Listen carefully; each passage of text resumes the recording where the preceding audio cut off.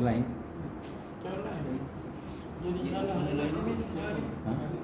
Nama Ali dan Oh iyalah.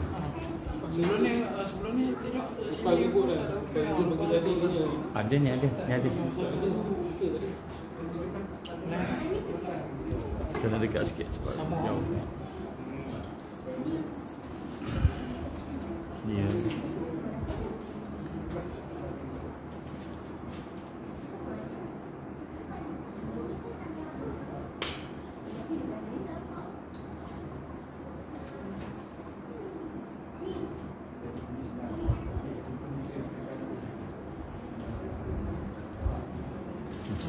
Betul kan?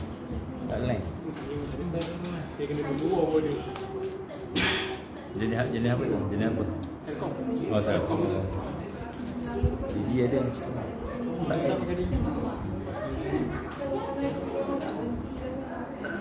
Baik, insya-Allah. Boleh kok kita mula dah. Boleh. Kita tak ada mic, kena cepat, kena kuat sikit. InsyaAllah kita mula dengan Al-Quran Al-Fatihah. A'udzubillahi minasyaitanirrajim. Bismillahirrahmanirrahim. Alhamdulillahirrabbilalamin. Ar-Rahmanirrahim. Maliki yaumiddin. Iyyaka na'budu wa iyyaka nasta'in. Ihdinas siratal mustaqim. Siratal ladzina an'amta 'alaihim ghairil maghdubi 'alaihim waladdallin. Amin.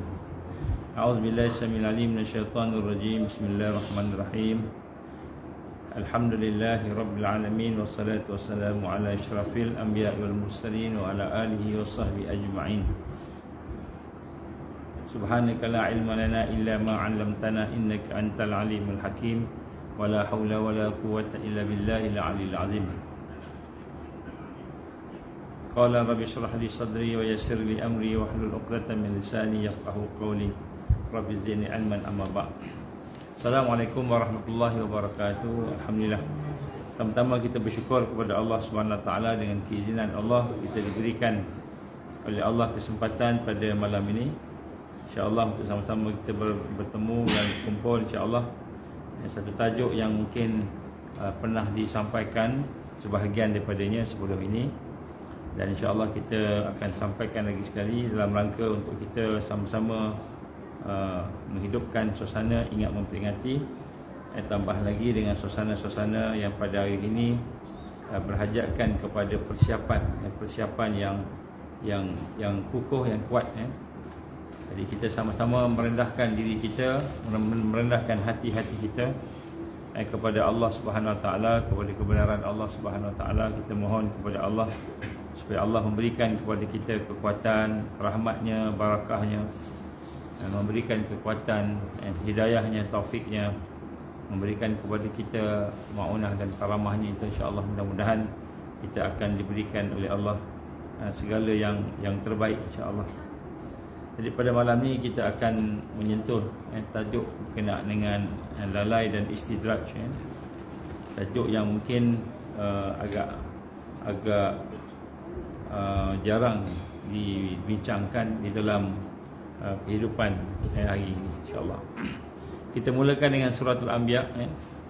A'udzubillahi minasyaitanirrajim. Bismillahirrahmanirrahim. Iqtaraba lin-nasi hisabuhum wa hum fi ghaflatin mu'ridun. Ma ya'tihim min dzikrin min rabbihim muhdatsin illa istama'uhu wa hum yal'abun. Lahiyatan qulubuhum wa asarru najwa alladzina zalamu hal hadza illa basharun mithlukum afata'tuna as-sihr wa antum tubsirun. Sadaqallahul azim. Ini surah Al-Anbiya ayat 1 sampai 3. Kita ulang apa yang kita bacakan pada pagi tadi insya-Allah. And iqtaraba linnas hisabuhum. Telah datang hampir kepada manusia itu hari mereka akan hisap.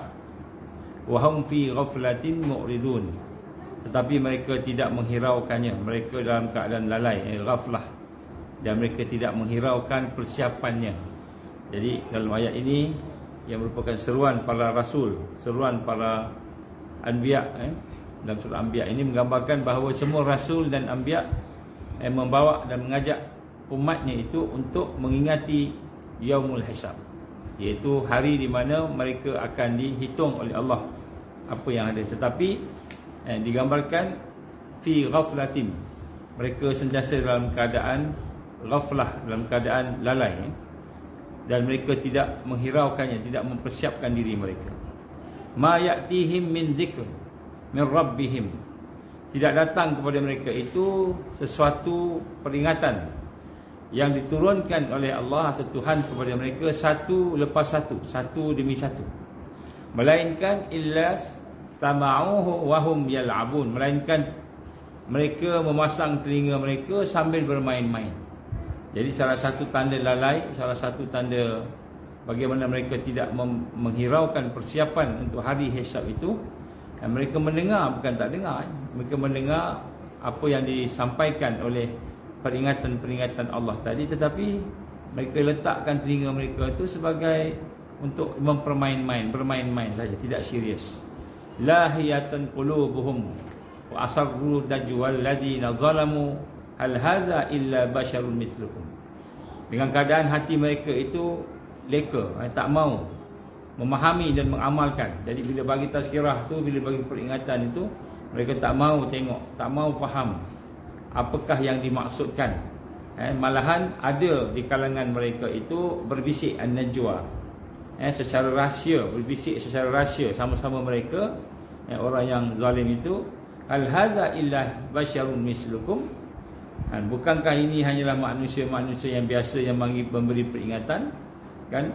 Apakah kamu mahu hadir dan mendengar peringatan itu yang merupakan sihir? Dikata sihir, wa antum tubsirun, dan kamu nampak tentang karut-marutnya. Jadi kita lihat di sini bagaimana kelalaian itu datang juga daripada bisikan-bisikan yang ada di sekitar mereka itu, yang menyatakan bahawa ini hanyalah merupakan suatu yang datang daripada manusia, bukan daripada Allah. Hakikat sebenarnya segala yang datang itu daripada Allah Subhanahu Wa Taala. Jadi mereka tidak merasakan inilah daripada Allah, malahan mereka menyatakan, kan, ini adalah merupakan sihir, kan? Afatatuna sihr, mereka kata ini sihir. Ini satu perkara yang tak betul lah begitu. Jadi inilah suasana yang dibayangkan oleh Al-Quran kepada kita, yang sedang berlaku, yang akan berlaku, yang sebelum ini telah pun berlaku, iaitu suasana hati, suasana pemikiran, suasana diri kehidupan manusia itu yang bukan tidak sampai kepada mereka peringatan, tetapi mereka bermain-main, mereka tak serius, mereka tidak melihat ia merupakan satu yang penting dalam kehidupan mereka. Dan inilah yang digambarkan sebagai suasana al-ghaflah. Ghaflah ini ialah merupakan suasana al-istidraj, suasana berada dalam keadaan kelalaian.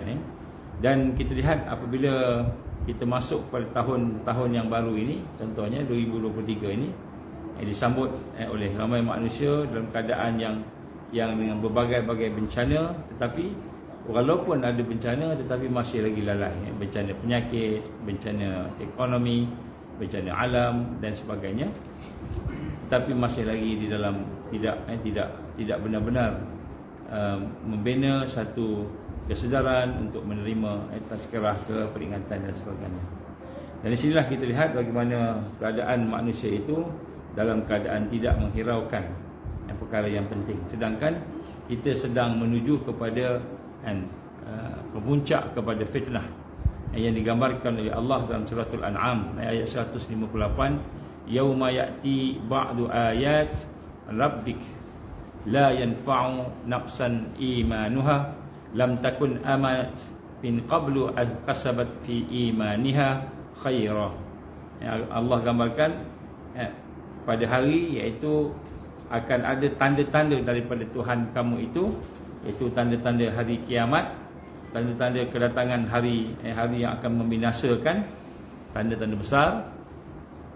Maka pada hari itu datanglah sebahagian daripada tanda itu dan tidak berfaedah dan bermanfaat. Jadi datang saja tanda-tanda kiamat itu, 10 tanda yang besar yang digambarkan oleh Rasulullah SAW tadi, maka tidak bermanfaat. Bila dah keluar tanda itu tak bermanfaat dah. Iman seseorang yang tidak beriman sebelumnya, atau yang tidak beramal mengerjakan kebaikan mengenai imannya situ sebelumnya. Jadi Allah gambarkan apabila keluar tanda-tanda itu dan apabila sampai masa itu, Dan iman yang ada tu dah tak bermanfaat kalau iman tu tidak ditingkatkan, tidak dipersiapkan, tidak diperbaiki. Daripada Abu Hurairah radhiyallahu anhu yang telah bersabda Rasulullah SAW, "Salasun idza kharajna la yanfa'u nafsan imanuha lam takun amanat min qablu aw kasabat min imaniha khaira. Tulu'u syams min maghribiha wad dajjal wad dabatul ard." Jadi Nabi gambarkan dalam hadis ini diriwayatkan oleh Muslim daripada Abu Hurairah radhiyallahu anhu telah menyatakan bahawa sabda Rasul sallallahu alaihi wasallam, 3 perkara, salasun idza kharajna, yang mana kalau keluar 3 perkara ini, la yanfa'u nafsan imanuha, tidak akan bermanfaat, tidak akan memberi manfaat iman seseorang itu, yang mana sebelumnya itu telah sebelumnya dia tidak beriman atau sebelum tidak berusaha untuk melakukan kebaikan pada iman tadi. Iaitu 3 perkara digambarkan, tulu'ul syams min maghribiha, iaitu terbit matahari di sebelah barat, wad dajjal, keluarnya dajjal, dan wadabatul ard. Dabatul ard itu ialah binatang yang melata. Jadi di sini kita lihat bagaimana kita pada hari ini berada dalam keadaan lalai, dalam keadaan leka, arus leka lalai. Tengok manusia ini tak kisah pun apa yang berlaku Kalau mati pun dirasa tak ada rasa apa-apa. Sampai peringkat kadang-kadang benda tu sekarang dah terkenal lah. Mati mengejut ni dah biasa sangat. Orang muda mati mengejut ramai lah. Itu tak termasuk lagi dengan yang cedera, yang dan sebagainya. Jadi segala perkara yang berlaku ni seolah tidak memberi satu peringatan kepada mereka ini, kepada manusia yang ada pada hari ini, kerana masalah yang ada pada mereka, iaitu yang paling besar sekali ialah yang digambarkan sebagai al-ghaflah. Baik, jadi sebelum kita pergi kepada perbincangan tadi, marilah sama-sama kita melihat beberapa perkara yang penting untuk kita sama-sama jadikan sebagai pengajaran pada malam ini. Yang pertama sekali ialah kekuatan kita. Di mana bermula? Di mana bermulanya kekuatan kita? Kekuatan kita akan bermula apabila kita merasai Allah Subhanahu Wa Taala dalam kehidupan kita. Bila Allah Subhanahu Wa Taala dalam kehidupan kita, kita rasai kasihnya, sayangnya, kita kepada Allah SWT, kehebatan Allah, kesempurnaan Allah, merasai sifat dia, merasai af'alnya, perbuatannya, merasai kehebatan nama-namanya, sampai merasai kewujudan zatnya, maka disitulah bermulanya kekuatan. Jadi sebab itu pada hari ini kita merasakan kenapa kita tak ada kekuatan itu, walaupun kita dah semayang, dah puasa, dah buat macam-macam. Kenapa kita tak ada kekuatan itu? Jadi kerana apa? Kerana ada banyak perkara-perkara yang menghijab kita daripada kekuatan itu. Jadi sebab itu pada malam ini kita nak kena tengok satu perkara yang penting. Bila Allah menggambarkan tentang bagaimana kita berada di dalam keadaan kerugian dengan kehidupan kita ini dalam surah Al-Asr. Kita ulang balik semula bagaimana Allah gambarkan, a'udzubillahi minasyaitonirrajim, bismillahirrahmanirrahim, wal 'asr innal insana lafi khusr illa alladzina amanu wa 'amilus solihat wa tawasaw bil haqqi wa tawasaw bis sabr. Allah gambarkan kepada kita tentang umur kita, usia kita, demi masa, demi kehidupan. Syekh Qutb rahimahullah menggambarkan demi kehidupan, demi waktu asar, demi kehidupan itu sesungguhnya manusia itu berada dalam kerugian. Jadi kerugian ni dimulakan daripada yang lain. Manusia dalam kerugian, manusia dalam keadaan yang tidak perasan, tidak sedar tentang bahawa dia berada dalam satu suasana yang amat jauh daripada Allah Subhanahu Wa Taala, kerugian. Melainkan mereka yang beriman, mereka yang beramal soleh, berpesan dengan kebenaran, berpesan dengan kesabaran. Jadi dimulakan dengan kerugian. Kenapa rugi? Antaranya ialah rugi kerana kita tidak rasa kita rugi. Kita tidak rasa kita rugi. Apa yang perkara yang membawa kepada kerugian kita itu, yang salah satunya ialah disebut sebagai lalai. Jadi kelalaian. Jadi sebab itulah apabila kita lalai, kita tidak akan membina, memproses diri kita untuk menjadi satu yang kuat di sisi kehidupan kita tadi. Dan kita tidak akan merawat kelemahan-kelemahan kita. Bila kita lalai, kita tak rasa kita ada kelemahan. Kita tak rasa kita kelemahan, sedangkan kita dalam keadaan yang ada penuh dengan kelemahan, keaiban kita, dosa kita. Rawasid jahiliyah. Jadi kekuatan itu bermula dengan kita memproses kelemahan kita. Jadi sebab itu setiap kali kita mesti ada melihat kelemahan-kelemahan yang ada dalam kehidupan kita inilah. Allah gambarkan dalam Al-Quran suratul A'raf ayat 179. Wa laqad zara'na li jahannam katsiran minal jinni wal ins lahum qulubun la yafqahuna biha wa lahum a'yunun la yubsiruna biha wa lahum azanun la yasma'una biha ulaika kal an'am bal hum adall ulaika humul ghafilun. Wa laqad zara'na li jahannam. Dan sungguh-sungguh dipenuhkan daripada neraka jahanam itu katsiran minal jinni wal ins. Banyaknya, ramainya daripada kalangan jin dan manusia. Yang macam mana? Lahum qulubun la yafqahuna biha. Ada hati tapi tidak boleh faham. Ada hati tak boleh faham. Ada hati tapi tidak boleh merasai sesuatu yang sepatutnya dirasa. Dan ada mata, a'yun, walahum a'yunun la yubsiruna biha. Ada mata tapi dia tidak boleh melihat. Melihat sesuatu yang boleh menyentuh, membina kekuatan, memperbaiki dirinya. Walahum azanun la yasma'una biha. Dia ada telinga tetapi tak boleh mendengar. Ulaika kal an'am, mereka bagaikan binatang ternakan. Bahkan lebih sesat lagi. Ulaika humul ghafilun. Jadi kita hari ni kat sini ada kambing boleh tengok binatang ternakan. Jadi binatang ternakan ni dia macam makhluk, kita tengok sejenis makhluk yang ada hati tapi tak faham. Ada mata dia bukan tengok, dia main lari je. Orang kejar dia lari. Langgar siapa apa semua tak kisah. Ada telinga pun sama macam tak dengar. Walaupun dia berbunyi bek tu tapi dia macam tak dengar. Jadi orang yang begini ni, yang tidak ada boleh faham hati, mata dan telinga tadi, mereka lebih sesat lagi. Balhum adall, bahkan lebih sesat daripada binatang ternakan itu. Dan mereka lah orang yang lalai. Jadi sinilah dapat kita nyatakan bagaimana kelalaian itu yang ada dalam kehidupan kita. Kita tak perasan kita ada masalah. Kita tak perasan kita ada krisis dengan Allah. Kita tak perasan kita ada perkara-perkara yang membahaya dalam hidup kita. Kita tak perasan. Kita lalai. Kita semayang, kita tak khusyuk. Kita tak rasa apa-apa. Kita rasa okey je semayang. Kenapa? Dah semayang. Padahal semayang tu Allah terima ke tak terima belum tahu. Kita rasa okey je kita dah buat sesuatu amal, sedangkan amalan itu belum tahu lagi Allah terima. Jadi sebab itulah inilah suasana kelalaian yang menyebabkan kita terheret dengan suasana arus. Jadi lalai ini akan menyebabkan kita terheret dengan arus. Jadi orang yang lalai ini akan diseksa oleh Allah. Diberikan azab. Kalau di akhirat diberikan diazab dengan jahanam. Tetapi di dunia ini orang lalai akan mendapat siksaan di dunia ini dan juga siksaan di akhirat. Apa siksaan di dunia? Yang pertama sekali, hatinya akan keras dan berpenyakit. Orang lalai ini hatinya akan jadi keras. Kerana dia tak tahu yang dibuat tu baik tak baik, dia buat aja. Ikut aja. Apa yang ada kat depan dia diikut. Apa yang ada pada arus diikut. Sedangkan arus itu arus jahiliah. Dia main ikut aja. Akhirnya hatinya akan menjadi keras dan berpenyakit. Dan bila hati menjadi keras dan berpenyakit, maka pada masa itulah kita dapati Allah akan tahan nikmat-nikmat yang sepatutnya dia rasa. Nikmat seronok baca Quran hilang. Seronok zikir hilang. Seronok nak solat hilang seronok, keseronokan hilang. Yang dia nampak hanyalah perkara-perkara yang ada pada mata kasar saja. Ada pada mata kasar. Jadi di dunia je. Dia nampak dunia saja.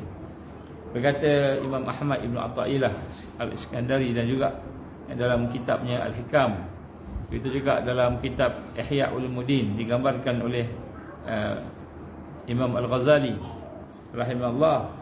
Bagaimana kita simpulkan di sini, siapa-siapa yang hati mereka, dia kata, siapa-siapa yang hatinya itu hanya melihat dunia sahaja, benda apa yang ada dekat mata kasar ni.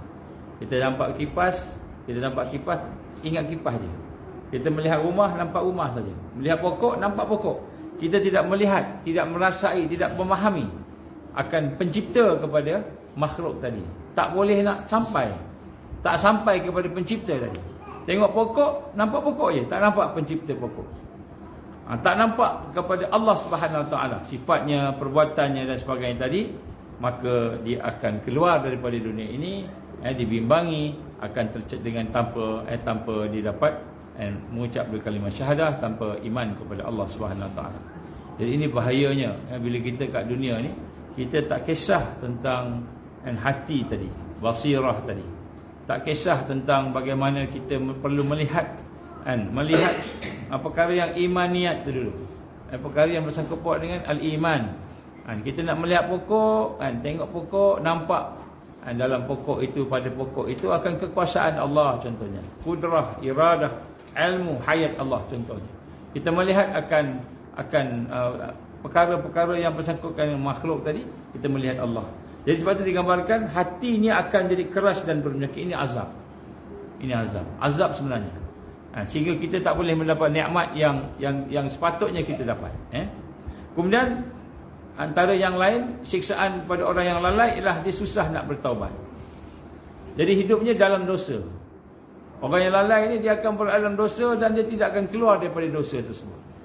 Kenapa dia lalai? Dia tak boleh nak tahu, dia tak ingat, dia tak faham tentang hakikat dosa yang ada dalam kehidupan itu. Jadi tak boleh nak bertaubat. Susah nak bertaubat. Sebab tu kalau kita hari ini susah nak bertaubat, susah nak istighfar. Nak sebut astaghfirullahalazim, astaghfirullahalazim, susah nak menyesal, nak menyesali dosa kita pun susah. Ataupun tak boleh menyesal. Kita buat dosa, kita tahu itu dosa, tapi kita tak rasa menyesal, kita rasa tak apa. Kita rasa tak apa. Bila rasa tak apa itulah, itu tanda-tanda lalai. Tanda-tanda dalam keadaan lalai. Kemudian tidak boleh berjalan menuju kepada Allah. Terlalu banyak halangan-halangan. Jadi orang yang lalai ini dia tak boleh berjalan menuju kepada Allah Subhanahu Wa Taala. Sebab itulah dia tidak merasai satu kemanisan berada dalam amal Islami. Tak rasa. Jadi yang dirasa biasa saja. Sebab tu kalau kita dah beramal, kita dah berzikir, dah selawat, dah baca Quran, kita dah solat sunat, solat fardu dan sebagainya, tetapi adab kita, akhlak kita tak tertinggal. Hati kita tak semakin lembut, tak semakin halus dalam melihat dan menanggapi, dalam kita merasai sesuatu. Maka itu tandanya kita sedang disiksa oleh Allah, diazab. Kenapa? Sebab hati itu sepatutnya dia semakin halus, semakin lembut, semakin bercahaya. Dan apabila dia berada dalam keadaan beramal, dia rasa tenang, dia rasa seronok, dia rasa bahagia. Tapi tiba-tiba hati itu tidak rasa apa-apa, sehingga tidak tertingkat akhlak kita, adab kita tidak tertingkat. Sedangkan adab dan akhlak itulah melambangkan kesempurnaan kepada tarbiyah. Tarbiyah itu dia sempurna bila kita dapat melaksanakan akhlak yang baik, adab yang baik. Kalau mata tu ada akhlaknya, kalau telinga tu ada akhlaknya, kalau hati itu ada akhlaknya. Dan di sinilah kita lihat akibat daripada itu, maka kita terhalang untuk berjalan menuju kepada Allah Subhanahu Wa Taala, walaupun kita berpuasa, sembahyang, walaupun kita baca Quran, zikir dan sebagainya. Dan kemudian yang keempat di sini ialah bagaimana tidak boleh istiqamah dalam amal. Ini salah satu azab, salah satu siksaan yang Allah beri kepada mereka yang lalai. Maknanya dia boleh sembahyang tapi tak boleh istiqamah. Dia boleh zikir Quran tapi tak boleh istiqamah. Kenapa tak boleh istiqamah? Kerana hatinya itu dalam keadaan lalai, pemikiran dalam keadaan lalai. Maka Allah Subhanahu Wa Taala memberitahu kepada kita, apabila kelalaian itu telah menguasai hati, menyebabkan akhirnya seseorang itu akan redha dengan kekufuran. Dia berlaku kufur pada diri dia, dia akan redha, dia rasa tenteram dengan keadaan kekufuran tadi. Dan inilah tanda-tanda pintu hidayah telah tertutup. Maka terkuncilah hati itu. Wal iyazubillah min zalik. Dan itulah menyebabkan taubat menjadi susah. Taubat menjadi susah. Jadi di sini kita lihat bagaimana Allah menggambarkan kepada kita tentang orang-orang yang telah dilapangkan dadanya untuk kekafiran.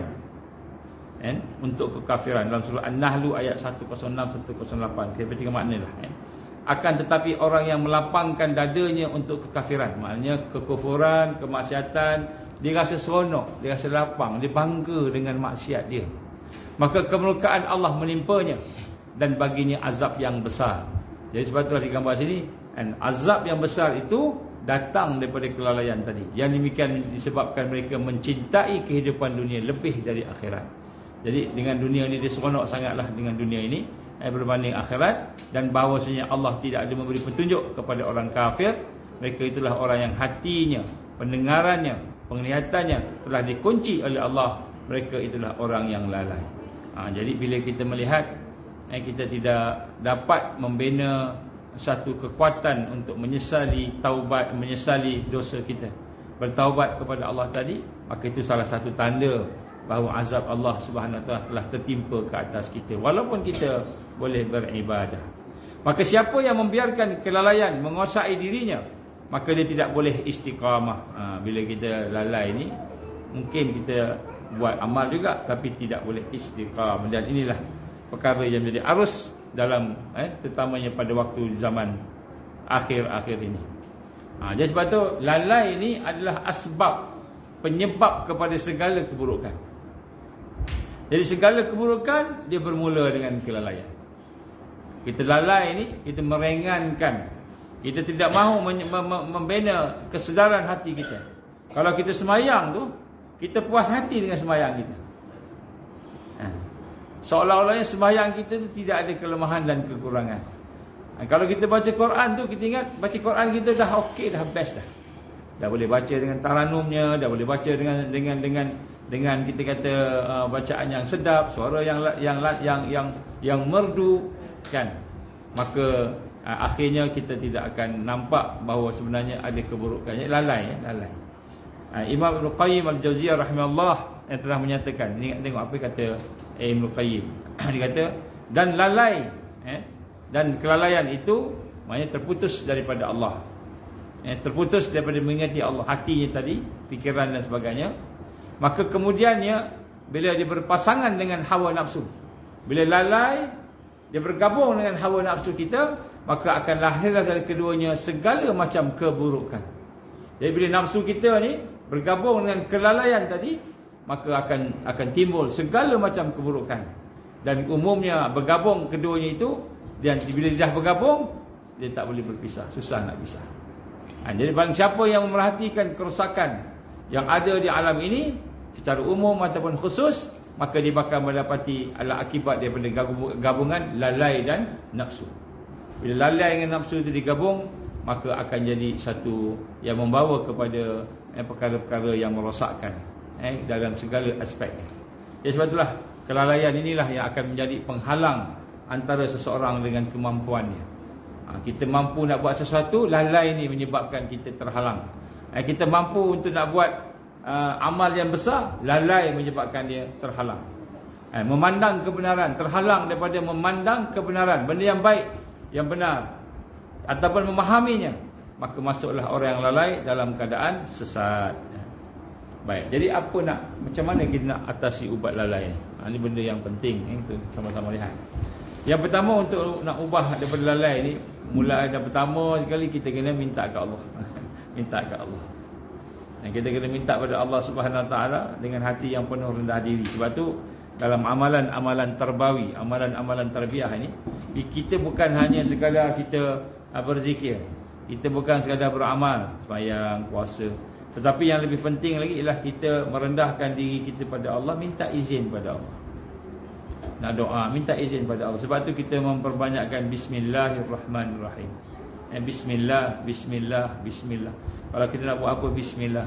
Kita Bismillah ni dengan nama Allah tu, maknanya hati kita ni sebenarnya minta izin ke Allah.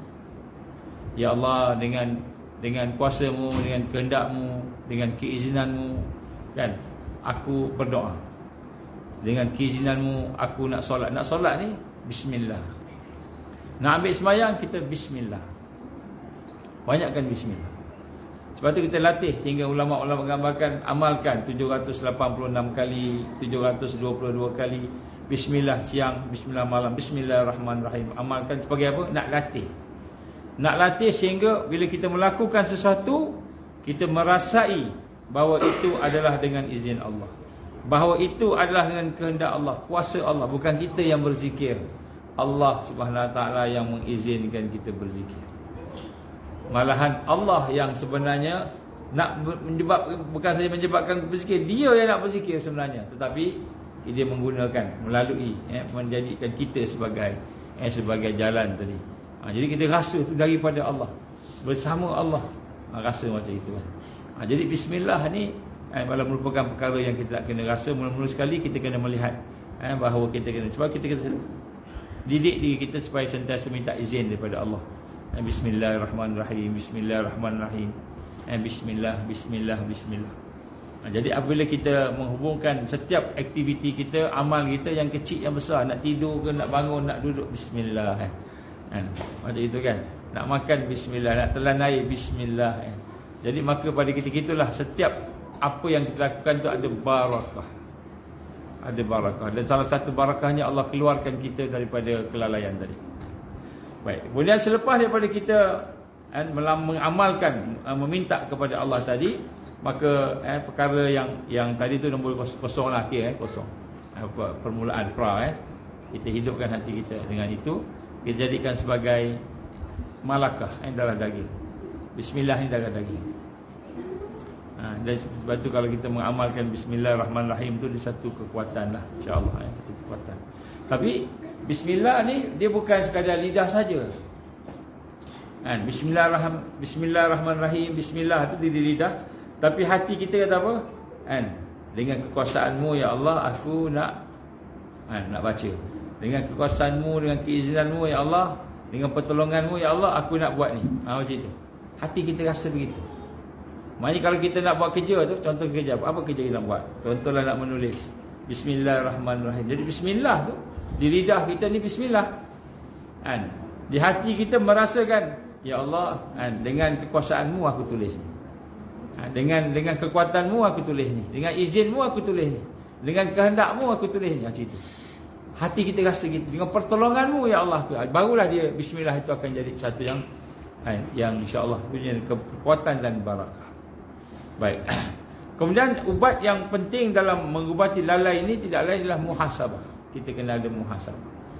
Muhasabah ni ialah kita nak melihat kehidupan kita ni secara kritikal, supaya kita keluar daripada suasana ketagihan hidup jahiliah. Macam itu. Jadi kehidupan kita ni daripada lahir sampailah kita sekarang umur kita ni, kita dah berada dalam keadaan mengikuti arus yang ada. Jadi kita duduk dalam tarbiyah ni baru sangat, barulah betul-betul nak kenal diri kita, barulah betul-betul nak dekatkan dengan Allah secara yang tersusun. Jadi sebenarnya banyak lagi rawasib jahiliah, karat-karat jahiliah yang ada dalam hidup kita yang kita tak perasan. Kadang-kadang dalam gurauan kita, dalam gurauan kita ada jahiliah. Kadang-kadang dalam percakapan kita ada jahiliah. Kadang-kadang dalam pemikiran kita ada jahiliah. Jadi ada macam-macam. Jadi sebab itulah sebenarnya muhasabah ni ialah kita nak kritikal tentang kehidupan jahiliah yang ada pada arus pada hari ini, yang telah menjadikan seseorang itu menjadi ketagih. Ketagih dengan perbuatan-perbuatan yang ada dalam arus jahiliah pada hari ini. Ketagih. Ini ketagih dengan ni kan. Ketagih tengok TV, ketagih dengan movie, ketagih dengan pemikiran-pemikiran yang semasa yang tak betul, yang tidak berdasarkan pada Quran. Ketagih dengan makanan-makanan yang kita kata okey, rupa-rupanya di dalamnya ada syubhat, di dalamnya ada benda yang haram yang kita tak terfikir, bukan tak terfikir, tahu kadang tapi nak buat dah ni. Jadi sebab itulah kita gambarkan di sini lalai, kemuncak kepada lalai bila kita sampai kepada ketagihan. Ketagihan dengan perkara yang merosakkan akhirat kita. Perkara yang merosakkan kehidupan kita ni perbandingan Quran dan sunnah yang disuruh oleh Allah dan Rasul sallallahu alaihi wasallam. Jadi dia ketagih ni dia bermula dengan minda kita main. Minda kita telah sampai kepada addictive lifestyle. Orang putih panggil kehidupan gaya yang telah menjadi mendarah daging, ketagihan. Dan kita tak realise, kita tidak sedar. Jadi ketagihan ni kita tak sedar, dia dah sampai peringkat kita buat aja. Inilah digambarkan sebagai kita melakukan perkara-perkara yang mengikut subconscious, otak di luar sedar, otak di luar sedar. Ni apa ni? Apa ni? Panas. Bismillah.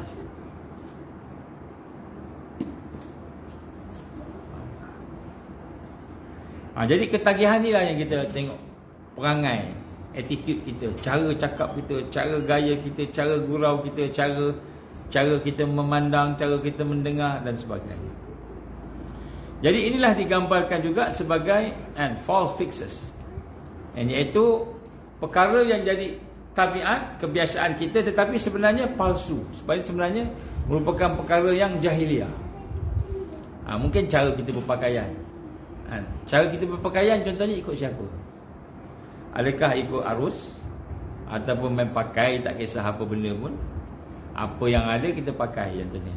Ataupun kita ikut trend semasa, ataupun kita ikut sunnah. Sunnahnya apa? Apa cara berpakaian yang sunnah? Cara pakaian sunnah macam mana? Is. Pakaian sunnah apa? Pakai jubah. Tapi kalau tak ada jubah macam mana? Pakaian sunnah ni nombor satu, pakaian yang menutup aurat. Menutup aurat tu nombor satu. Betul. Jubah sunnah juga betul. Kata betul lah. Cuma kita nak susun kan. Nombor satu yang wajib dulu. Pakaian apa? Menutup aurat. Jadi menutup aurat. Janganlah kita pakai tapi pakaian tu mendedahkan aurat kita. Contoh kemudian pakaian tu yang datang daripada sumber yang halal. Jangan kita curi pula. Kalau ada orang sedekah macam tu tak apalah kan, boleh ambil lah kan. Jadi kalau kita kata kita nak ambil, wah, duduk dalam ramai ni kan, tengok kan kawan-kawan kita kan, contohlah katalah Ashraf bawa beli baju kan, special baju kan, tiba-tiba Najib tengok, wah best ni kan. Najib pakai dulu kan, tu Ashraf tak perasan kan. Lepas tu dah sampai balik ke KL pun masih lagi kan, akhirnya jadi harta sendiri kan, tak ingat Ashraf punya kan. Contoh sumber pasal itu sumber lah. Ini bukan betul kan, sumber contoh je. Jadi maknanya behavior kita, cara kita berlaku, bertindak laku, ini adalah perkara yang ada dalam arus pada hari ini. Dan inilah perkara yang kita kata sebagai perkara yang telah menjadi benda yang biasa, tabiat dalam kehidupan kita, tetapi dia merupakan benda yang palsu, maknanya benda yang jahiliah. Yang disebut malakah. Malakah ni dah jadi darah daging. Contohnya menonton skrin, staring at the screen contohnya. Ini bahasa Inggeris. Contohnya kita tengok skrin. Tengok ni lah video, movie, apa kan contohnya kan. Ini kebiasaan kan. Kalau duduk kat sini tak ada TV kan. Kalau orang biasa boring kan, mesti boring tak ada TV kan. Tapi nasib baik ada ni kan. Kalau tak ada ni pun tak ada, TV pun tak ada, confirm boring lah kan. Kalau duduk kat sini boring kan. Jadi kita dah biasa dah dengan skrin. Dulu skrinnya dekat TV kan, ataupun mungkin kat wayang dulu kan, dekat pawagam. Sekarang dah ada kat tangan kita. Kita boleh tengok apa nak tengok, boleh buat apa nak buat boleh. Jadi ini adalah merupakan antara kita kata sesuatu yang telah menjadi malakah, darah daging, sehingga tak boleh tak ada. Kalau kita perasan ada orang sampai menggigil tangan dia, tak boleh nak, sebab tak boleh pegang telefon Jadi kadang-kadang kita sedar juga kan, tapi lama-lama kita patah balik pula Jadi sebab tu kita kena buat satu muhasabah, melihat balik, dan kita kena bentuk semula Sebab itulah pihak tentera Dajjal contohnya, mereka telah melakukan berbagai eksperimen untuk nak mengubah budaya ni. Antaranya dia disebut sebagai epigenetic transformation. So epigenetic ni ialah satu study, satu kajian bagaimana tabiat seseorang, behavior kita, yang menyebabkan kita ini mengikut suasana yang ada dan akhirnya menjejaskan genetik kita.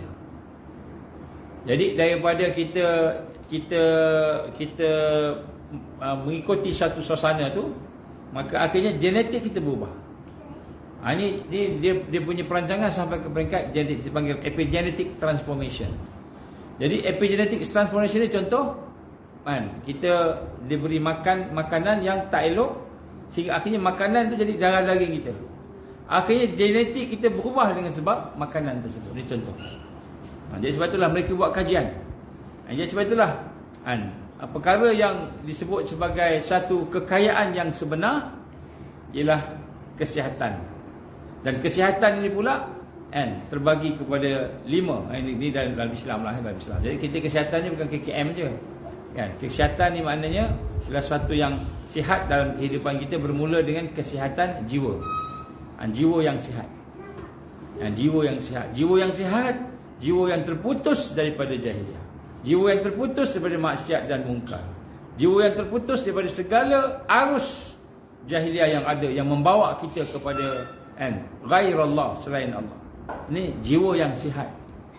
Jiwa yang sihat, jiwa yang hidup bersama dengan al-iman, at-taqwa, yang boleh merasai kasih sayang Allah Subhanahu Wa Taala, yang boleh bercakap dengan Tuhannya, boleh bercakap dengan Allah. Jiwa yang boleh berhubung dengan Allah Subhanahu Wa Taala, yang ada fitrah yang salimah. Fitrah yang salimah. Jadi ini jiwa, kesihatan jiwa, jiwa yang sihat. Kemudian akal yang sihat. Jadi akal yang sihat ini satu kekayaan. Jiwa yang sihat ni satu kekayaan. Jiwa yang sihat ni dia bebas daripada benda-benda yang menyebabkan contoh bakhil contohnya. Jadi akal yang sihat ini adalah akal yang neraca pertimbangannya itu adalah Al-Quran dan Sunnah. Itu akal yang sihat. Sebelum dia cakap sesuatu, apa Quran sebut? Apa kita kata hadis sebut? Ini akal yang sihat. Rujukan dia tu, pertimbangan dia, kan, reference dia tadi. Ini akal yang sihat. Jadi ini kekayaan yang sebenar. Jadi orang yang telah dicabut kekayaannya ialah apabila akalnya tu hanya mengikut apa orang cakap, hanya mengikut arus yang ada, yang walaupun arus itu liberal, walaupun arus itu dia berbentuk sekular dan sebagainya. Kemudian barulah yang ketiga, tubuh badan yang sihat. Tubuh badan yang sihat. Jadi digambarkan oleh Syekh Qutb rahimahullah, dan Rasul SAW telah mendidik para sahabatnya sehingga lahirlah pure in heart, dia kata. Pure in heart, hati yang menjadi bersih. Pure in mind, akal yang menjadi bersih. Dan pure in amal ataupun pure in dia punya physical, tubuh badan yang bersih. Dan yang keempat ialah kesihatan hablum minallah, sihat di dalam hubungan dengan Allah. Tak cukup sekadar sihat diri kita, jiwa kita, akal kita, fizikal kita, tetapi kita mesti sihat hubungan dengan Allah Subhanahu Wa Taala. Dalam perjalanan tadi saya ada dengar satu nasihat daripada kuliah-kuliah tuan-tuan guru yang lama-lama lah, kan, nak elakkan ngantuk tu, pasal kuliah. Jadi antaranya salah satu daripada perkataan Imam Al-Ghazali rahimahullah, dia kata apa? Dia kata apabila seseorang itu menjadi hamba Allah, maka Allah SWT akan menjadikan dunia ni hamba dia. Apabila seseorang itu menjadi hamba Allah, maka dunia ni akan ikut telunjuk dia. Dunia ni akan ikut telunjuk dia. Apabila dia menjadi hamba Allah Subhanahu Wa Taala yang sebenar, hatinya, fikirannya, kehidupan ibadah jadi tu solid, meletakkan Allah sebagai Rabb dia, Tuhan dia, ilah dia, yang disayang, yang disanjung, yang disembah. Kemudian hidupnya hanyalah untuk nak bertawajuh kepada Allah, menghadap Allah. Hidup kita ni nak menghadap Allah. Jadi dia kata bagaimana digambarkan daripada hadis Rasulullah SAW ketika Allah SWT mencipta dunia. Digambarkan oleh hadis yang Imam Ghazali sebutlah. Maka dia kata ketika Allah mencipta dunia, maka Allah SWT telah menyatakan kepada dunia bahawa siapa-siapa yang menjadikan Allah sebagai Tuhan dia, yang menjadikan sebagai tempat dia berubudiyah, beribadah dan sebagainya, maka dunia akan menjadi hamba kepada orang tu. Maksudnya akan ikutlah orang tu lah macam itu. Jadi kalau kita nak tanam pokok ni, kalau kita tanam pokok atas dasar iman dan takwa, atas dasar Islam dan ihsan, maka pokok itu tumbuh sebab pokok itu mengikut arahan kita. Ini ulama-ulama dulu macam, tapi kita tengok ulama dulu dia bukanlah nak cari dunia ni, tapi bila dia buat jadi. Kalau kita tengok cerita-cerita, kan, kita ada sahabat daripada Indonesia, kan, kalau kita kata cerita-cerita apa ni Wali Songo, kan, tak ingat yang mana satu, kan. Dia pegang batu, batu jadi emas. Dalam kisah-kisah dia dia tulis kan. Dia pegang batu, batu jadi emas. Kan, dia pegang batu, batu jadi emas. Kemudian dia berbagi pada orang. Kemudian kan, dia lempar pasir, pasir jadi tebuan. Jadi tebuan sungguh. Kan, bukan tebuan sihir-sihir ni, bukan tebuan sungguh. Jadi kita tengok macam mana boleh berlaku peristiwa-peristiwa begitu kan. Ni dalam cerita-cerita kisah-kisah yang dikisahkan bagaimana dakwah Wali Songo masuk ke Indonesia. Wali Songo juga sebenarnya datang daripada Malaysia juga. Ada juga di sini. Jadi kita lihat bagaimana mereka boleh mengalahkan sihir. Macam mana Musa AS mengalahkan sihir Fir'aun. Apabila sihir, tukang-tukang sihir Fir'aun baling tongkat, baling tali, semua jadi ular, jadi macam-macam kan. Jadi bila Allah perintahkan Musa baling tongkat, tongkat jadi ular sungguh, makan semua sekali, telan semua sekali. Jadi begitulah digambarkan oleh Imam Ghazali rahimahullah, apabila seseorang itu benar-benar menjadi hamba Allah, menjadi berubudiah pada Allah dengan sebenar-benarnya, maka dunia ini akan duduk di bawah dia. Duduk di bawah dia maknanya kan dunia. Tapi apabila seseorang itu mengejar dunia, mencari dunia, dalam hidup nak cari dunia saja, nak cari dunia saja, maka dia akan dapati dunia melarikan diri daripada dia. Allah akan jadikan dia susah untuk dapat dunia. Susah, kerja siang malam, sampai sakit-sakit, sampai macam-macam, tak dapat-dapat juga, tak kaya juga, bisnes tak jadi juga. Dan apabila kan kita mengejar dunia. Ini yang digambarkan oleh Syekh Muhammad Al-Qadiri, salah seorang cucu kepada Syekh Abdul Qadir Jalani rahimahullah. Saya pernah jumpa. Saya pernah jumpa dengan dia. Dia ni cucu yang ke berapa entah, Rasulullah SAW. Syekh Abdul Qadir Jalani ni mungkin cucu yang ke-18, lebih kurang itulah. Jadi bila jumpa dengan dia, dia cerita tentang atuk dia tu, Abdul Qadir Jalani rahimahullah. Bila jumpa dengan dia lah, seronok dia jumpa, dia cakap, dia cerita kisah. Dia kata Abdul Qadir Jalani ni dia bukan tuan guru yang macam kita tengok hari ni. Dia kata tuan guru hari ni kadang-kadang kan macam-macam, ustaz-ustaz hari ni contohnya lah kan. Dia ni businessman juga. Dia buat trading, import export kan. Abdul Qadir Jalani rahimahullah, dia ada kapal, bisnes kapal kan. Dia ada caravan dia, bisnes dia, tapi dia jalankan oleh anak murid dia, tapi dia businessman juga, dan dia dakwah 100%, 100% dakwah. Maka dia kata pada satu ketika, dia kata dia tengah belajar mengajar, kemudian datang seorang bisik dekat dia. Tuan, dia kata kapal kita pergi dua kapal pergi penuh dengan barang-barang perniagaan kan, tapi dalam perjalanan balik kan, dua kapal tenggelam, habis, tak ada untung, rugi kan. Dia pergi 2, balik 3 habis, lebih kurang itulah. Kemudian Syekh Abdul Qadir Jalan pegang dada dia, lepas tu alhamdulillah. Kemudian tak lama lepas tu dia tengah ngajar, datang orang yang sama yang jaga bagai import export dia tu, datang buat laporan, dia tengah mengajar. Berisik kejap kat dia kata alhamdulillah Syekh, dia kata kan kita pergi 1 kapal, balik 3 kapal. Untunglah, tadi rugi. Dia pegang dada dia, alhamdulillah. Jadi lepas tu anak murid dia tanya, kenapa masa kat rugi dia kata alhamdulillah, masa untung alhamdulillah juga kan. Jadi dia pun kata gini, tengok anak murid dia kata, sungguh bila aku diuji dengan kerugian kapal tenggelam, aku cek hati aku ni, ada tak rasa sedih, ada tak rasa resah, rasa rugi. Aku cek, tak ada rasa apa-apa. Aku redha dengan Allah. Aku pun kata alhamdulillah. Bila kapal datang semula, untung, daripada 1 jadi 3 kapal penuh syarat. Dia kata aku cek, adakah hati aku suka, seronok dengan keuntungan, seronok dengan apa yang Allah bagi tadi tu. Dia tengok hati aku tak rasa apa-apa, tak rasa seronok, tak rasa best, rasa biasa. Maka kata alhamdulillah. Maka dia kata alhamdulillah, sebab hati aku tidak terkesan dengan dunia, sama ada aku rugi atau untung. Ini dicerita oleh Muhammad Al-Qadiri, salah seorang cucu cicit Rasulullah SAW. Dia kata hati yang ada pada Abdul Qadir Jailani rahimahullah, dia kata tidak terkesan dengan apa yang berlaku di dunia.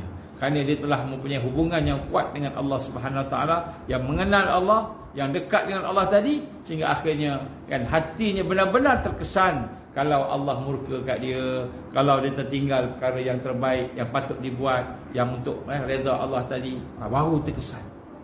Inilah kita kata tadi kan, sihatnya hablum minallah, hubungan kita dengan Allah sihat, sehingga hati kita benar-benar merasai akan kekuatan iman tadi, kekuatan percaya kepada qada dan qadar daripada Allah Subhanahu Wa Taala. Jadi orang yang macam ini kan, kata Imam Al-Ghazali rahimahullah, Nabi gambarkan dunia akan duduk di kaki dia. Dunia akan duduk di kaki. Allah akan bagi dunia kat dia, dan dunia akan kejar dia. Dunia akan kejar dia. Dunia akan taat ikut perintah dia. Digambarkan oleh seorang alim, saya tak ingat siapa nama dia. Dia ceritakan oleh Ahmad, Imam Ahmad Al-Iskandari dalam kitabnya, dia kata gambarkan ada seorang huraian kepada kitab hikam. Dia kata ada seorang alim ini, saya ingat namanya, saya tak ingat. Masuk ke pasar, dia melihat roti, dia melihat buah, dia melihat apa yang dijual di pasar. Semua nak minta supaya dia ambil. Maknanya makhluk Allah ni sayang kepada orang yang sayang kepada Allah, sehingga dia kalau dipegang pun dah, dia kata dah bagus sangat dah. Macam itu digambarkan lah. Kita tak nampak apa-apa kan, kita nampak roti je kan, lapar je kan. Kita macam itu kan. Jadi dia melihat bagaimana makhluk ni suka, sebab dia nak berkhidmat kepada orang yang dekat dengan Allah Subhanahu Wa Taala. Ini kesihatan, sihatnya hablum minallah. Kesihatan dengan Allah tadi, hubungan dengan Allah tadi, itulah yang perlu kita jaga. Sebab tu kita nak kena belajar macam mana nak mengenal Allah, belajar macam nak mengenal diri kita, kehidupan kita yang sementara ni. Kita akan mati, tak tahu bila mati. Tetapi bila kita meninggal dunia ni kan, perkara yang terbaik ialah apabila kita meninggal dunia dalam keadaan kita kenal Allah dengan kenal yang sepatutnya. Sebenarnya nak kenal Allah ni tak susah. Tetapi yang menjadikan kita susah nak kenal Allah ni kan, ialah apa yang ada hijab dalam diri kita. Dosa-dosa kita, maksiat kita, mungkar kita, tabiat buruk kita. Kita tak jaga akhlak dan adab kita. Jadi itu perkara-perkara yang menghalang tadi. Dan yang kelima ialah kesihatan, sihat dalam hablum minan nas, sihat dalam perhubungan dengan sesama manusia. Dengan manusia pun kita nak kena ada kekuatan, kesihatan. Ini disebut sebagai kekayaan. Jadi nombor satu, kita sebut sikit adalah muhasabah. Kita kena tengok tabiat hidup kita. Adakah dalam hidup kita ni ada perkara-perkara yang sebenarnya jahiliah. Jadi macam mana nak tengok ni? Kita merawat kan, dipanggil kan, kita nak merawat keaiban kita. Kita ada sahabat itu, jamaah ni penting. Bila kita tengok sahabat kita ni, tengoknya dia ada kebaikan kat dia, itulah cermin. Kita contohi dia. Tengok jujurnya, ikhlasnya, takwanya, hati-hatinya dia kan. Bagaimana bersungguh-sungguhnya dia dalam buat sesuatu. Contohnya bagaimana kebaikan yang ada tu kita jadikan contoh. Contoh. Tengok ada kat kita ada kelemahan, kita baiki. Tak payah cakap pun tak apa kan, baiki dia. Jadi contoh, namanya kita kena muhasabah. Yang kedua, untuk kita keluar daripada lalai, ialah kita kena hidup bersama sunnah tarbiyah Rasulullah sallallahu alaihi wasallam.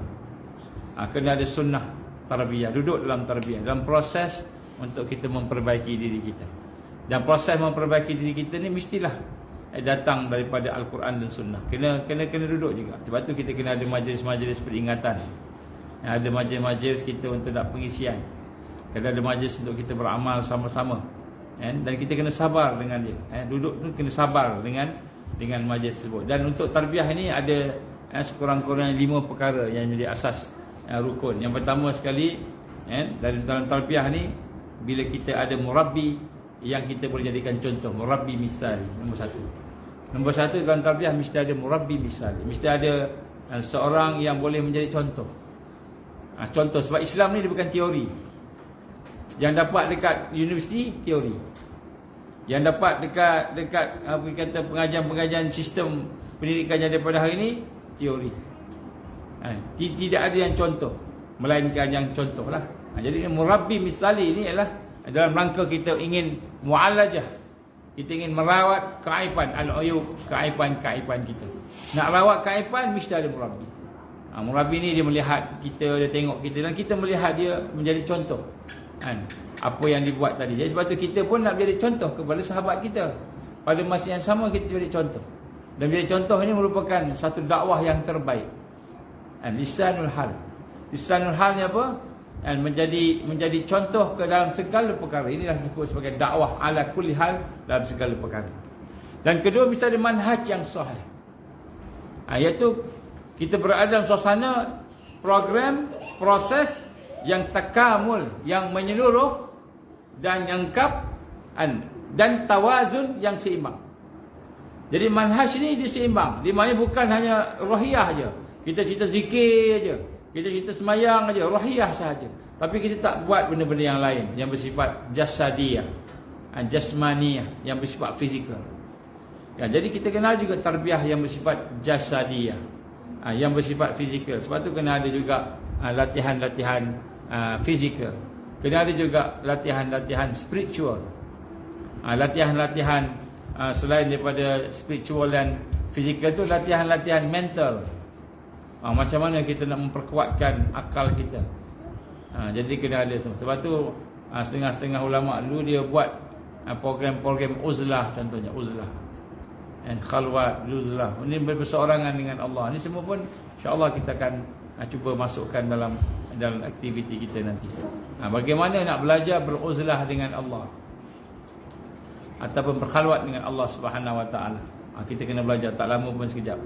Jadi kita nak belajar terputus daripada dunia sekejap, muhasabah, berfikir, baca Quran, tadabbur, guna bermunajat pada Allah, beristighfar pada Allah. Ini semua latihan-latihan dalam manhaj yang sahih. Manhaj yang sahih. Selain daripada kita berinteraksi dengan kekuatan-kekuatan yang ada sama dengan sahabat-sahabat kita, mempersiapkan wa'aidu lahum mastata'tum min quwwah, kita mempersiapkan kekuatan-kekuatan yang lain. Yang ketiga, bi'ah salihah ataupun bi'ah tarbawiyah, iaitu suasana yang mendidik. Suasana yang mendidik. Apa maksud suasana yang mendidik? Suasana yang mendidik ini segala suasana yang menyebabkan kita teringat Allah, terikat dengan Allah, menjadikan Allah sebagai matlamat hidup kita. Suasana yang menyebabkan kita terangsang untuk beramal, termotivasi untuk kita beramal dan kemudian bersabar dengan amalan tersebut. Ini panggil bi'ah tarbawiyah. Bi'ah tarbawiyah. Kita kena hidupkan. Sebab tu kena hidupkan Quran contohnya. Di sini kita hidupkan Quran. Kalau di arcade ni kalau boleh kita baca Quran. Kurang-kurang satu hari satu juz. Kurang-kurang lah. Kan kalau lebih lagi bagus. Tapi bukan kita target satu juz, kita target 1 jam. Satu hari 1 jam. Start dengan 1 jam. Mana sebila terpulang lah. Ambil 5 minit, 5 minit, 5 minit. Kalau kita ambil 10 minit selepas solat, kita ambil 10 minit baca Quran. 5 waktu dapat 50 minit. Tambah lagi 10 minit sebelum tidur atau lepas bangun subuh, dapat 1 jam. Ini sebahagian daripada manhaj tarbiyah. InsyaAllah kita akan buatlah pelan-pelan. Jadi maknanya bila kita hidupkan suasana Quran, contohnya lah kita letih sangat tidur, kemudian lepas tu sahabat-sahabat baca Quran, terkesan. Tak percaya cubalah baca Quran. Seorang baca Quran pelan-pelan, ujung kat sana ke kat atas ke, kan. Kemudian kita tengah tidur ni pun terasa. Boleh dapat bayangkan, boleh dapat rasakan suasana ini disebut sebagai bi'ah tarbawiyah. Suasana bersama berzikir, kan. Sentiasa zikir. Zikir ni maknanya yang paling afdal zikir ni ialah zikir yang ada di dalam, kan. Zikir yang ada di luar zahir, dalam hati, kemudian perasaan, mata berzikir, telinga berzikir, sampai peringkat begitu. Jadi maknanya nak sebut kat sini, bila berlaku suasana zikrullah itu, maka pada masa itu dia akan membentuk satu bi'ah, satu suasana yang boleh mendidik kita. Jadi dengan sahabat-sahabat ni, bila duduk kat rumah, balik rumah seorang-seorang ke, duduk kampung ke apa, paling kepala kan. Tengok huru-hara lah kan. Tak ada suasana tenang. Dengan suasana maksiatnya, mungkarnya, lalai. Balik ke RK balik, rasa ketenangan. Kenapa? Ada suasana zikrullah, ada suasana Quran. Ini bi'ah. Di rumah pun sama juga. Di luar rumah macam-macam cedera. Kalau anak-anak kita ni, kita hantar keluar ni kan, kat rumah ada TV tak? TV pun ada. Tengok apa TV tu? Tengok cerita apa malam, petang? Cerita kartun ke cerita apa? Cerita terpilihan. Saya ingat dulu kan, masa saya balik daripada belajar lah, rumah tak ada TV langsung. Tak ada TV langsung. Radio pun tak ada, TV pun tak ada. Komputer adalah kan. Jadi anak-anak ni memang tak tengok TV mula-mula. Tak tengok TV, tak bagi tengok TV. Kenapa? Nanti macam-macam masuk. Tiba-tiba hari raya, balik kampung, orang buka TV. Daripada pagi sampai malam duduk depan TV. Tak ada apa kan. Jadi rupa-rupanya kan, TV ni bukanlah kita nak tolak dia terus gitu, tapi kita kena kawal dia. Ajar kontrol. Ajar kontrol. Dia bukan kawal. Sampai ada pak saudara tu ingat lagi, dah sakit dah dia. Hidup lagi dia dah sakit dah. Dia kata apa, Man kan, aku datang rumah kau ni macam kubur, dia kata. Kenapa? Macam kubur? Takut dia nampak hantu ke apa kan? Macam kubur? Tak, dia kata kan? Tak ada TV, tak ada radio, sunyi, sepi macam kubur, dia kata. Rupanya tak ada radio, tak ada TV, macam kubur rumah. Jadi kita bawa perasan. Kita tak sunyi, kita tak rasa sepi, sebab kita ada Quran, kita ada baca zikir, kita rasa boring solat, kita rasa boring kita baca Quran kan. Kita tak rasa sepi tau. Tapi orang-orang datang, mana TV, tak ada TV. Banglo besar, TV tak ada kan. Mana movie malam ni, tengok movie apa, cerita apa, tak ada. Peringkat awal dulu memang tak ada langsung kan. Tetapi bila bersama dengan masyarakat ni, tengok balik, kan rupanya macam sekarang ni TV dalam bentuk ini lah, dalam bentuk ni TV kan. Jadi sebab itulah digambarkan sini bi'ah tarbawiyah ni sesuatu yang menyentuh hati. Kita tak nak yang menyentuh hati kita tu jahiliah. Yang kita seronok tu Mahaja Lawak. Tengok Mahaja Lawak tu seronok sangat. Tengok cerita apa lagi seronok, saya pun tak tahu. Cerita apa paling best ni Haris? Cerita apa paling best ni? Pernah tengok TV? Tengok TV tak? Tak tengok. Cerita apa paling best? Kartun, cerita kartun. Didi and Friend. Cerita Ultraman. Apa namanya? Apa tu? Power Ranger. Boba Boy. Kan Boba Boy yang botak, kepala botak macam toyol apa? Upin Ipin. Macam toyol tu. Upin Ipin kan. Jadi kita tengok seronok kita pada kartun, seronok kita pada Mahaja Lawak, seronok kita pada kita terhibur tengok orang ni menyanyi sebagainya kan. Jadi hiburan tu bukan lagi perkara yang betul-betul membina jiwa kita. Itu bi'ah tarbawiyah. Ini salah satu daripada duduk dalam madrasah tarbiyah, kita kena hidupkan suasana. Suasana percampuran lelaki perempuan kita kena jaga. Suasana daripada pergaulan bebas, suasana-suasana yang menyebabkan hati kita ni cedera, iman kita cedera, dan akidah kita cedera. Ini perkara yang digambarkan sebagai bi'ah, suasana. Bi'ah ni suasana yang salihah, yang boleh mendidik kita, yang tarbawiyah. Jadi ini disebut sebagai, ini asas kepada tarbiyah zatiyah. Tarbiyah zatiyah ni kita mendidik diri kita sendiri-sendiri. Mungkin sahabat kita jauh daripada kita, guru kita jauh daripada kita, murabi kita jauh daripada kita, tetapi kita ada satu kekuatan dipanggil zatiyah. Kita boleh mendidik diri kita secara individu kita sendiri, secara kita dengan Allah tadi. Ini disebut. Tapi dia bermula dengan bi'ah, bi'ah yang baik tadi, bi'ah tarbawiyah. Jadi kemudian yang keempat pula amal jama'i fil hayah. Jadi madrasah tarbiyah juga, Rasulullah juga Rasulullah hidupkan ukhuwah sesama sahabat.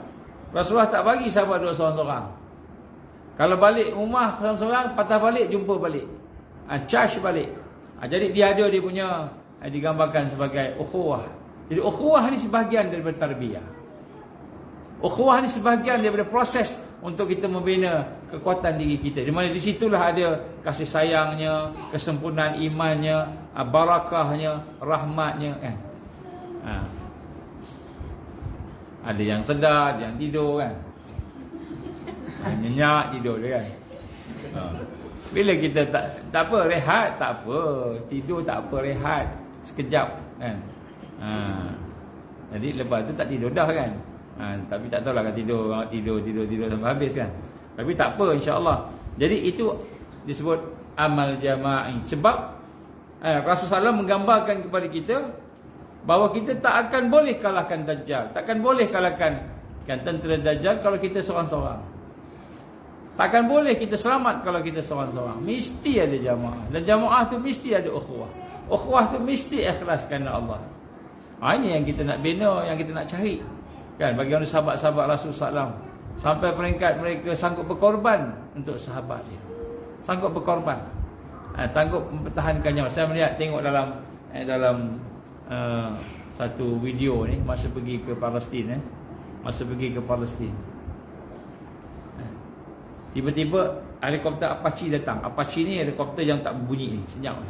Datang, kemudian dia tembak di Gaza, tembak. Jadi bila dia tembak tu, dia nak sasarkan siapa kita pun tak tahulah. Pemuda-pemuda yang ada kat situ ambil batu, ambil apa, baling. Ada yang pistol tembak. Kenapa? Bukan kerana mereka nak jatuhkan tu, tapi nak selamatkan sahabat-sahabat yang ada di situ, yang dah tak dapat, macam orang perempuannya, orang tuanya, sahabat-sahabat dia, nak selamatkan. Dia gunakan diri dia sebagai shield. Badan dia tu dia gunakan sebagai shield ni apa? Pertahan tempat tembak. Pertahanan. Perisai.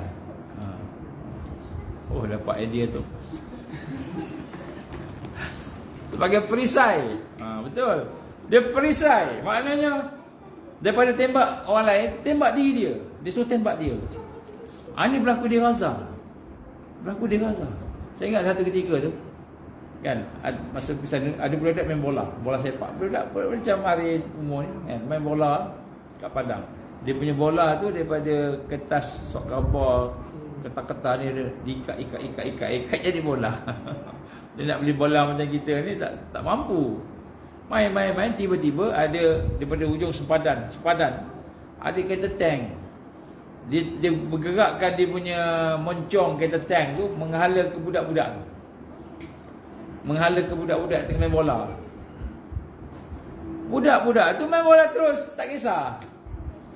Kan? Tak kisah main bola terus. Lepas tu kita ni yang bimbang kata nak tembak ni, Israel nak tembak kan? Tak, dia tak kisah. Sebab dia dah biasa dengan keberanian mempertahankan diri sahabat-sahabat dia tak kisah. Nak mati syahid. Mati syahid. Dah habis dah penderitaan dia. Kurang makan, kurang minum, kurang apa semua, habis masuk syurga terus. Apa nak takut? Kita hari ni kan takut mati. Kenapa kita takut mati? Sebab kita takut tinggalkan rumah kita, takut tinggalkan kereta kita baru beli dah tu. Kita takut tinggalkan anak-anak kita, takut tinggalkan kebun kita lah, harta kita lah, jawatan kita. Kita takut tinggalkan tu, yang kita takut mati tu. Tapi orang yang dah dekat dengan Allah ni kan, apa yang ada di dunia pada dia tak ada apa dah. Yang contoh di Gaza tadi, mati pun mati bebas daripada penderitaan di dunia. Macam orang kanser lah. Orang sakit kanser dah sakit sangat terpaksa ambil morfin. Sebagainya doktor suruh bagi morfin nak tahan sakit kan. Sebagai ambil morfin. Jadi sakit sangat, akhirnya meninggal dunia. Meninggal tu sebagai satu kebebasan. Jadi sebenarnya hidup kat dunia ni senang ke susah? Ujian berlaku. Senang pun ujian, susah pun ujian. Tapi bila masa habis ujian, keluar daripada pintu dewan peperiksaan, ketika maut datang ambil kita. Bila maut datang ambil kita, barulah habis ujian kita. Susahnya, beratnya, penatnya, yang letihnya tadi, yang takut tadi, habis bila Allah ambil kita. Bila Allah ambil kita, habis dah. Tak ada ujian. Maka ketika itulah orang yang kenal Allah, orang yang dapat keampunan Allah, suka dia, beruntung dia. Kan dunia ni best ke? Kan? Cuba cakap apa yang best kat dunia ni. Sebenarnya tak ada apa yang best kat dunia ni. Kalau makan best pun tak boleh makan sampai apa-apa banyak nak makan. Sampai satu peringkat dah tak boleh masuk dah. Dah sampai sini tak boleh masuk dah. Kalau baju paling best, pakai baju pakaian yang mahal-mahal pun berapa lapis nak pakai baju. Kan? Dia kalau best pun sekejap je dunia ni. Sekejap je. Sekejap je, berapa minit je. Berapa jam je. Jadi sebenarnya hakikatnya di akhirat. Sebab itulah apa yang kita bersama dengan ukhuwah tadi, amal jama'i tadi, Nabi gambarkan kita kena bersama-sama. Bersama-sama kerana kita akan berhadapan dengan satu ujian yang besar, yang bukan hanya kita seorang saja kena, semua orang kena. Ada satu kisah bagaimana seorang sahabat diuji. Allah uji seorang sahabat ni, kan, dia kena tuduh, kena fitnah, dan kemudian selepas tu kan dia diboykot. Kemudian dia muflis pula tu, dibankruptkan. Allah izin ada sahabat-sahabat lain. Jadi sebenarnya bila Allah uji seorang sahabat kita, Allah bukan uji dia, Allah uji kita. Sejauh mana kita nak tolong dia, sejauh mana kita nak sama-sama membantu antara satu sama lain. Kemudian hidup bersama madrasah tarbiyah juga ialah istimrariyah fil amal, ataupun kita berterusan dengan amal. Yang ini dah sebut sebagai al-jihad ad-daim, jihad yang berterusan. Jadi tarbiyah juga bermaksud istiqamah. Duduk dalam madrasah tarbiyah istiqamah sampai bila? Sampai jumpa Allah. Sampai jumpa Allah. Sebab tu hubungan kita kat sini di dunia ni, sahabat-sahabat, bukan sekadar hubungan dalam satu pertubuhan, dalam satu tempat, dalam satu negeri, kan, sisi, tapi hubungan sampai akhirat. Saya ingat kawan saya nama Cetin. Cetin belakang dia gulu-gulu tak sebut, susah orang Turki. Ada gulu susah nak sebut. Yang mudah Cetin ni. Allah izin dia meninggal dunia. Dia ni subhanallah orang besar di Turki tu, tapi tawaduknya, rendah dirinya, suka tolong orang ni. Hebat. Jadi bila kawan dengan dia tu, dia meninggal syahid, ditembak atas kapal. Syahid, di antara yang syahid ditembak atas kapal. Harapan apa?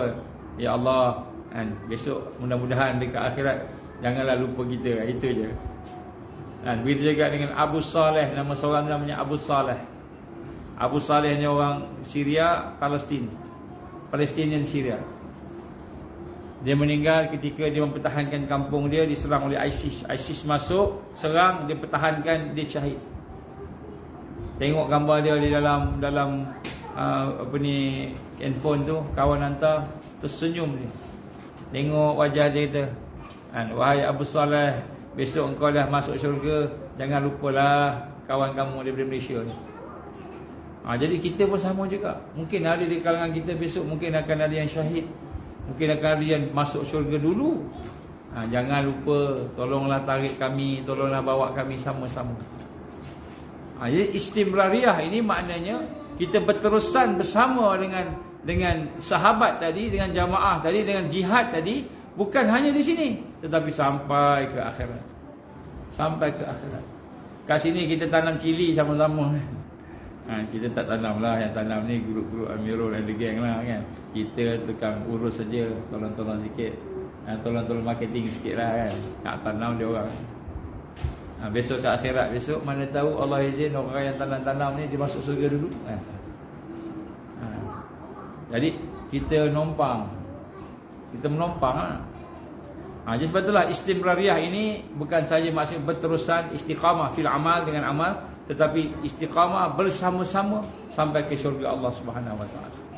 Itu maksud madrasah tarbiyah Rasul sallallahu alaihi wasallam. Sebab tu Nabi sallallahu alaihi wasallam sampai peringkat menangis bila mengenangkan umatnya, sebab hubungan tadi bukan hubungan dunia sahaja, tapi hubungan di akhirat. Ini perkara yang kita sama-sama nak rasa. Kemudian yang ketiga ialah menghayati zikir dan berfikir. Untuk kita keluar daripada lalai, kena hidupkan zikir dan fikir. Zikir ni kita tahulah apa dia, mengingati Allah dan sebagainya, dan fikir. Dan yang keempat, hidup bersama sumber hidayah. Sumber hidayah, sebab tu kita kena hidupkan markas, kena buat markas. Walaupun namanya ladang, walaupun namanya rumah, walaupun namanya apa, Tetapi hakikat itulah pusat di mana dakwah tarbiyah itu berjalan. Dakwah dan tarbiyah itu berjalan. Jadi di sinilah kita lihat bagaimana kita perlu menghidupkan sumber-sumber hidayah. Itu markas ini salah satu perkara yang perlu dibuat di akhir zaman. Kemudian majlis-majlis ilmu. Jadi janganlah nak harapkan ustaz aja ada baru nak ada tazkirah. Sama-sama kita pun kena buat tazkirah. Paling kurang apa? Ambil buku Fizil Quran, tafsir Fizil Quran ni. Hari ni kita tengok satu ayat aja. Apa dia? Alhamdulillahirabbil alamin, surah Al-Fatihah. Tengok tafsir dia apa. Baca tafsir dia, okey, alhamdulillah, besok satu ayat lagi. Maknanya hidup sama-sama. Jangan kita rasakan bahawa nak kena ustaz dia cakap. Ustaz dia boleh cakap. Tak, kita baca je. Kalau kita tak mampu nak sampaikan yang lain-lain, kita baca apa yang tu, baca je. Sama-sama baca, sama-sama menghidupkan suasana-suasana tazkirah. Kan itu sumber hidayah. Sumber hidayah. Jadi maknanya hidup bersama sumber hidayah ni salah satu daripada perkara yang penting untuk mengelakkan lalai. Mengelakkan kelalaian. Sebab tu dia kena ada perbincangan. Kemudian tadabbur alam. Sekali-kali duduk kat pokok cili tu, mari sini. Amirul panggil. Mari sini semua, sini tengok sini apa ni. Tengok cili ni. Macam mana dia tumbuh kan. Warna hijau, dia boleh jadi warna merah. Selalu kalau pokok warna hijau lama-lama dia jadi warna lain kan. Dia warna merah. Ada cili warna kuning pun ada. Ada cili warna oren pun ada. Macam-macam warna color dia. Jadi kita tengok ni semua ni kuasa Allah. Tengok semua kan. Mari kita puji Allah. Subhanallah, alhamdulillah, wala ilaha illallah, Allahu akbar. Kan? Lepas tu Adam pula kan, pemuda dia fitness trainer, fitness trainer ke apa? Kan? Okey, mari pagi-pagi kita bangun semua lepas subuh. Lepas subuh kita buat stretching sekejap sebelum masuk ke kebun.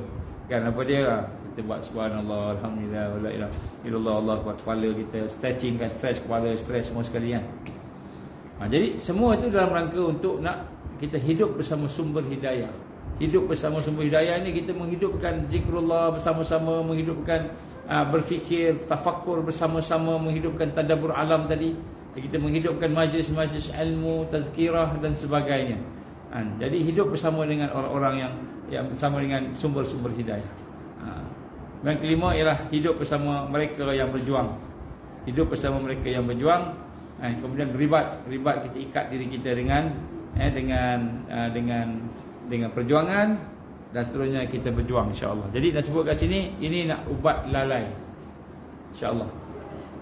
Jadi insya-Allah mudah-mudahan kita akan dapat membina kekuatan kita lah. Ini antaranya insya-Allah kita akan sambung lagi lah. Mungkin sambung ni yang kedua mungkin bahagian istidraj. Apa istidraj? Istidraj ni apa? Ini satu juga kerugian yang ada, kerosakan yang ada dalam hidup orang beriman, orang Islam. Dia tak perasan. Tadi lalai tak perasan, ni pun tak perasan juga. Benda yang kita tak perasan. InsyaAllah kita akan sambung yang akan datang tentang istri. Kalau lalai tadi kemuncak kepada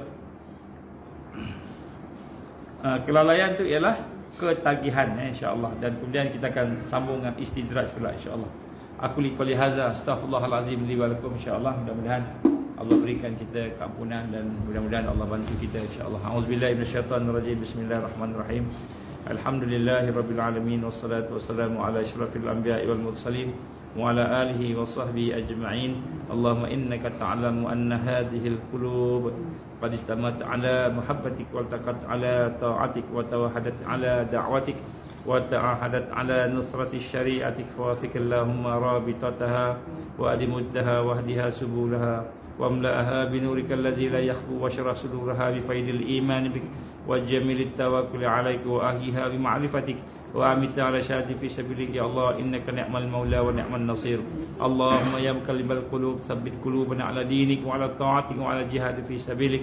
لا إله إلا أنت سبحانك إنا كنا من الظالمين. ربنا أتمم لنا نورنا واغفر لنا إنك على كل شيء قدير. ربنا لا تزغ قلوبنا بعد إذ هديتنا وهب لنا من لدنك رحمة إنك أنت الوهاب. ربنا هب لنا من أزواجنا وذرياتنا قرة أعين واجعلنا للمتقين إماما.